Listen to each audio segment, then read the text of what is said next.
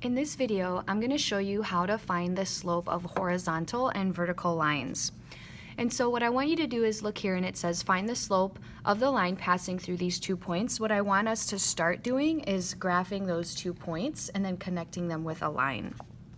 So the point -1, 2 would be this point right here, left 1 up 2, and this point here, 3, 2, would be right 2 up 2 from the origin on the graph. So the origin, go right 3 up 2.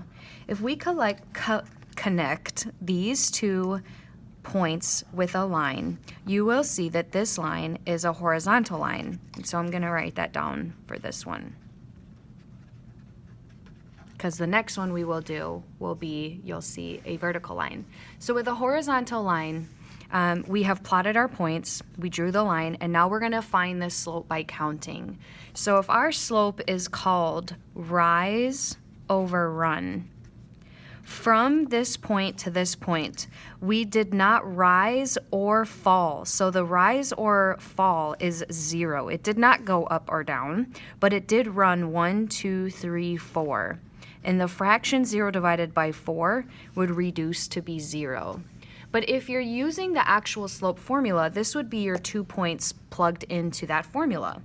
Your first point is -1, 2, and your second point given was 3, 2. So if we calculate with y2 minus y1 over x2 minus x1, we would get 2 minus 2. And then for the x values, 3 minus -1. And if I simplify here, 2 minus 2 is 0. 3 minus -1, that's going to make this a plus here, minus a negative. And still, you'll see, you'll get the slope of 0. And so this line is a horizontal line. And the equation on a horizontal line is always y equal to a number. And if you look at your points here, you'll see that the y values are the same. The y's did not change. And so on this line, every y is always equal to the value 2 because it crosses the 2 on the y-axis as well. Another point on the line would be any x value as long as your y is always 2. So I'll give you a few points on this line. You could pick -5, 2. You could pick -4, 2. You could pick -3, 2. You could pick -2, 2. But your y is always the number 2. And then for the next example, we're going to graph a vertical line, and I'll show you the difference between horizontal here and what we're going to do here for vertical. So it says find the slope of the line passing through these 2 points, 2, 4 and 2, 1. So if I graph 2, 4 from the origin, we're going to go right 2 up 4. That's our first point, and right 2 up 1 from the origin. Now if I connect those 2 points with a line, you're going to see that this line goes up and down, which is a vertical line. And now if I track my slope, so if it says find the slope algebraically, well, we can actually find it by just looking at our rise over run. From my first point, 2, 4, to my second point, 2, 1, my point fell, not rise, it fell 1, 2, 3, so it went down 3. And left to right, it did not move left to right at all. So that run would be 0. So rise over run, we didn't rise, we actually had a falling line from the first point to the second point. It fell 3 and it did not go left or right. Now if you plug this into your calculator, you're going to see an error. And that error means this slope is undefined. And I want to talk about what that would look like. So just kind of visually, if you are typing this in on the calculator, I want to show you what that looks like. -3 divided by 0. You'll see some kind of error message on your calculator. Mine says dividing by 0 error, which means for this slope, it's an undefined slope. Now, with my formula here, if I plug in my points, and my first point was 2, 4,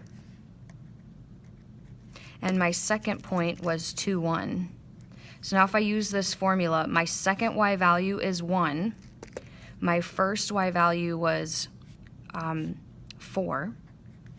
And then if I divide, my second x value was 2. And my first x value was 2. Oh, let me use that pink color because I highlighted that in pink. So now if I calculate this, 1 minus 4 is negative 3, which is what we had said. 2 minus 2 is 0, again, what we had said. And still, that's undefined because you cannot divide by 0. So describing the line, I would say that this line is a vertical line. And the equation for vertical lines is similar to what we had for the horizontal line up here, but in this case, the letter changes because if you notice in our points, it crosses through the x-axis at the point 2, and every point on this line is going to have an x value of 2, but the y's will change, so opposite of what we had up there.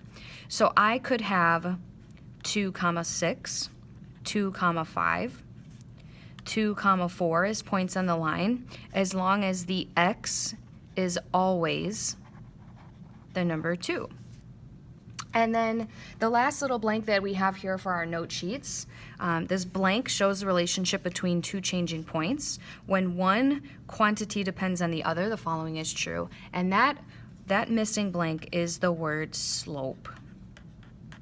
So I have one more kind of helpful phrase for you when you're determining horizontal and vertical lines. This is something that I teach all my students in class, and this is oftentimes, in my opinion, really helpful. So I'm going to focus in on this post-it here in the middle, and so I'm going to show you kind of a helpful phrase.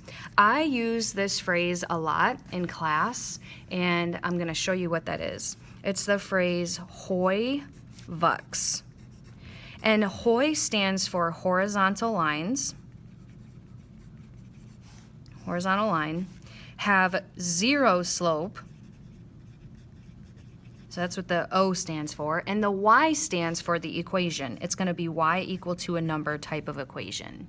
And VUX stands for V vertical line. Those vertical lines have undefined slope. And the X stands for the type of equation. It's going to be X equals to a number. And if you can remember hoi vux, that's actually really helpful going on into your Algebra 2 class or geometry or pre-calc. Hoi vux is a phrase you might hear them say as well, and it's just kind of helpful to remember the differences between horizontal lines that we drew up here and then the vertical line that we drew over here.